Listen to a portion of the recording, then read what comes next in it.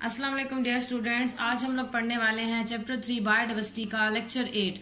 पिछले लेक्चर में हमने स्टार्ट किया था topic 5 kingdom system of classification. उनमें से 3 किंगडम्स को हमने लास्ट लेक्चर में डिस्कस किया था, किंगडम प्रोकैरियोटा और kingdom Monera, kingdom protista and kingdom fungi. अब हमारे रिमेनिंग 2 किंगडम्स रह गए, आज उनको हम डिस्कस करेंगे। 4th किंगडम है हमारे पास kingdom plantae. They are eukaryotic and multicellular organism. इसके अंदर जितने भी ऑर्गेनिजम्स होते हैं वो सारे के सारे यूकैरियोटिक और मल्टी सेलुलर है। मीन्स कि अब यूनिसेलुलर की बात खत्म हो चुकी है। This kingdom includes plants. जाहिर सी बात है, उसके नाम से भी वो ये चीज बता रहा है कि इस किंगडम के अंदर सारे के सारे क्या होते हैं, प्लांट्स होते हैं। They contain chlorophyll and prepare their on food by photosynthesis. ठीक है, इनके अंदर सबके अंदर क्लोरोफिल मौजूद होता है और ये अपनी खुराक खुद बनाते हैं। किस प्रोसेस के जरिए? फोटोसिंथेसिस की प्रोसेस के जरिए। They have cell wall made of cellulose. इनकी सेल वॉल किससे बनी होती है? सेलुलोज से बनी होती है। They are divided into further 2 categories. इनको फर्दर 2 कैटेगरीज में डिवाइड किया जाता है। फ्लावरिंग प्लांट्स एंजियोस्पर्मी भी कहा जाता है and non flowering plants gymnospermae. तो आपने वैसे भी आम रूटीन में देखा होगा कि प्लांट्स हमेशा 2 तरह के ही दिखते हैं। कुछ ऐसे प्लांट्स होते हैं जिन पर फ्लावर्स होते हैं तो वो तो फ्लावरिंग प्लांट्स कहलाएंगे, जिन पर नहीं होते वो नॉन फ्लावरिंग प्लांट्स कहलाएंगे। यहाँ पर कुछ एग्जांपल्स भी दी हुई हैं, जैसे कि मोसेस, फर्न्स, कॉनिफर्स। ये जो 3 एग्जांपल्स है ना, ये तीनों नॉन फ्लावरिंग प्लांट्स की हैं। ठीक है, मोसेस का डायग्राम यहाँ पर दिया हुआ है, आपको नजर आ रहा होगा। ठीक है, फंस भी जो होती हैं इसी तरह के, ये अक्सर जो दरिया वगैरह की साइड पर अक्सर आपको नजर आते होंगे। कुछ प्लांट्स ऐसे होते हैं जिनके ऊपर फूल नहीं होते, वो फंस होते हैं। और कॉनिफर्स जो होते हैं ना, कॉनिफर्स स्नोबर की एक किस्म है, ये उन प्लांट्स को कॉनिफर्स कहा जाता है। ठीक है, उसके बाद है रोज, व्हीट, शुगर केन एक्सेट्रा। तो ये सारे फ्लावरिंग प्लांट्स में आते हैं। उनमें से एक के मैंने यहाँ पे डायग्राम भी बनाया है रोज का। ठीक है, तो ये था kingdom Plantae. Next one is kingdom animalia. This kingdom includes multi cellular eukaryotic organism. इस किंगडम के अंदर कौन से मल्टी सेलुलर और यूकैरियोटिक ऑर्गेनिजम्स आते हैं? ठीक, दिस इंक्लूड्स ऑल एनिमल्स। इनके अंदर तमाम क्या आ जाते हैं? इस किंगडम में एनिमल्स आ जाते हैं। They are heterotrophs because chlorophyll is absent in their cell. इनको हेट्रोट्रॉप्स कहा जाता है क्योंकि इनमें क्लोरोफिल नहीं होता and can not prepare their own food. Animal ingest food and digest it within their bodies. अब एनिमल अपनी खुराक लेते कैसे हैं?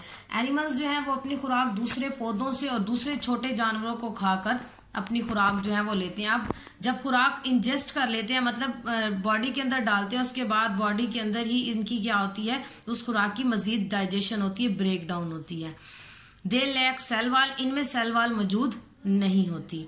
Animals are classified into 2 groups, vertebrates and invertebrates, on the basis of vertebral column. Vertebral column की बुनियाद पर इनको 2 कैटेगरी में चेंज किया जाता है, डिवाइड किया जाता है, वर्टिब्रेट्स और इनवर्टिब्रेट्स। वर्टिब्रेट्स कहेंगे उन एनिमल्स को जिनके अंदर वर्टिबल कॉलम यानी रीढ़ की हड्डी मौजूद होगी, और इनवर्टिब्रेट्स जिनके अंदर रीढ़ की हड्डी मौजूद नहीं होगी। ठीक है, फॉर एग्जाम्पल्स अर्थवर्म। इनवर्टिब्रेट्स की एग्जाम्पल में हमारे पास अर्थवर्म है, स्टार फिश है, इंसेक्ट्स एक्सेट्रा।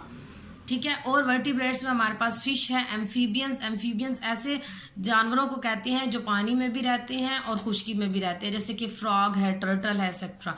रेप्टाइल्स कहते हैं रेंगने वाले जानवरों को, जैसे कि स्नेक है, लिजर्ट है। बर्ड्स आपको पता है परिंदों को कहते हैं, उसमें पिजन, पैरट, क्रो एक्सेट्रा ये सब आ जाएंगे। और मैमल्स में कौन से जानवर आ जाते हैं? उसमें ह्यूमन बीइंग्स भी आ जाते हैं, उसमें काउ, गोट एक्सेट्रा ये सारे लिविंग ऑर्गेनिज्म आ जाते हैं। यहाँ पर 2 मैंने डायग्राम्स बनाए, एक मैंने इनवर्टिब्रेट का बनाया और एक वर्टिब्रेट का बनाया। इनवर्टिब्रेट में मैंने राउंड वर्म बनाया है। ठीक है, ये मट्टी के अंदर पाया जाता है। और वर्टिब्रेट्स में मैंने फिश का डायग्राम बनाया है। तो ये थे हमारे किंगडम प्लांटा एनिमेलिया। तो आई होप आपको समझ आ चुकी होगी। इनके फर्दर डायग्राम आप बुक से देख सकते हैं। जी डियर स्टूडेंट्स, आपके बुक में पेज नंबर 49 पर ये एक टेबल दिया हुआ है, comparison between 2 kingdom and 5 kingdom system of classification. आपने 2 किंगडम सिस्टम को भी पढ़ लिया और 5 किंगडम सिस्टम ऑफ क्लासिफिकेशन को भी पढ़ लिया। अब हम इन दोनों का कंपैरिजन करते हैं। ठीक है, first of all it was proposed by Carolus Linnaeus in 1735। आपकी बुक पर ये जो डेट है ये गलत दी हुई है, आप इसको 1735 कर लें। And 5 kingdom system it was proposed by Robert Whittaker in 1969। इस डेट को भी आपने ठीक करना है। ठीक है, अब ये तो हो गई इनकी प्रपोजन, मतलब इनको कब प्रपोज किया गया था। उसके बाद आते हैं these organisms are classified into 2 kingdom. 2 kingdom में उसने किस लिविंग ऑर्गेनिजम्स को 2 किंगडम में क्या किया था, डिवाइड किया था। जबकि 5 किंगडम सिस्टम में organisms are classified into 5 kingdoms. ठीक है, 2 किंगडम सिस्टम की बुनियाद रखी गई थी न्यूट्रिशन, ग़िज़ायत और मोटिलिटी कहते हैं मूवमेंट को। ठीक है, इन दोनों को बेस बनाकर उसने क्या किया था, लिविंग ऑर्गेनिजम्स को 2 किंगडम में डिवाइड किया था। जबकि 5 किंगडम सिस्टम में it is based on the cell structure, complexity of body, mode of nutrition and evolution. इसके अंदर तकरीबन तमाम फैक्टर्स को जहन में रखा गया था, जैसे कि cell structure, complexity of body की पेचीदगी, मोड ऑफ न्यूट्रिशन मतलब वो अपनी खुराक किधर से हासिल कर रहे हैं, एंड एवोल्यूशन। ठीक है, और उनका जो हिस्ट्री बैकग्राउंड है उसको भी देखा गया। उसके बाद चौथा पॉइंट है the placement of organisms like euglena, bacteria, fungi in plantae is questionable due to certain reasons. हमने पढ़ा भी था इसकी लिमिटेशंस में कि यूग्लिना, बैक्टीरिया और फंगी को उन्होंने किंगडम प्लांटा में रखा था, जबकि इनके कैरेक्टर्स जो हैं वो प्लांट से काफी डिफरेंट होते हैं। While in 5 kingdom system organisms are better placed on the basis of body, cell structure and evolution. जबकि 5 किंगडम सिस्टम में बिल्कुल एग्जैक्ट सही जगह पर जो है वो लिविंग ऑर्गेनिजम्स को प्लेस किया गया था। तो ये था comparison between 2 kingdom system and 5 kingdom system.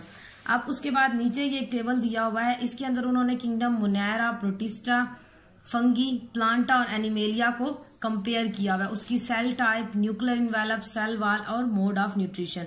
तो मोनेरा में prokaryotic, unicellular, colonial, nuclear envelope इनमें एब्सेंट होगी और इनकी सेल वॉल किससे बनी होती है, म्यूरिन से, पॉलीसेक्राइड एंड अमाइनो एसिड के मॉलिक्यूल से। मोड ऑफ न्यूट्रिशन ऑटोट्रॉफिक और हेटरोट्रॉफिक। प्रोटिस्टा में क्या है, यूकैरियोटिक, यूनिसेलुलर, क्लोनियल और सिंपल मल्टीसेलुलर। और न्यूक्लियर इन्वेलप इनमें प्रेजेंट होगा, cell wall present in some form, various type. And mode of nutrition photosynthetic, heterotrophic और combination of these. Next one is fungi. Fungi में cell type है eukaryotic, unicellular और multicellular. और nuclear envelope इनमें present होती है। Cell wall किससे बनी होती है, काइटन से बनी होती है। और मोड ऑफ न्यूट्रिशन जो है वो हेटरोट्रॉफिक है। किंगडम प्लांटा में है eukaryotic, multicellular cell type and the nuclear envelope is present.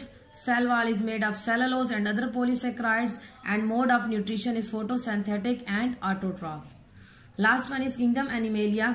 इनकी सेल टाइप में यूकैरियोटिक और मल्टीसेलुलर आ जाएंगे, न्यूक्लियर इन्वेलप प्रेजेंट होगी, सेल वॉल इनमें एब्सेंट होती है और मोड ऑफ न्यूट्रिशन इनमें हेटरोट्रॉफ्स है। तो ये था, ये इस टेबल के अंदर उन्होंने 5 किंगडम्स के कैरेक्टर्स को जो है ना वाजे करके रख दिया, ताकि आपको जो है ना इनको कंपेयर करने में और इनको याद करने में आसानी हो। आई होप आपको इससे बेहतर समझ आ चुकी होगी। Okay, thank you.